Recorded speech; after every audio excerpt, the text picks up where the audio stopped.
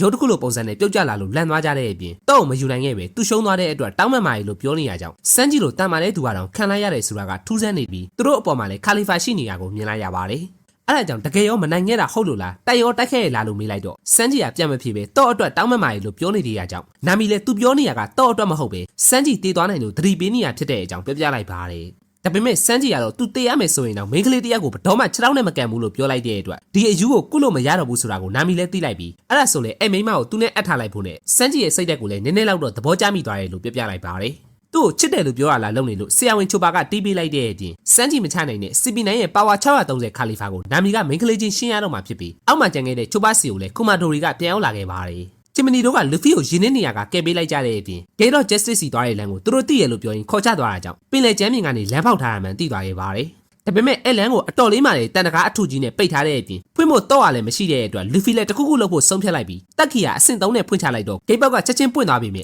လူဖီက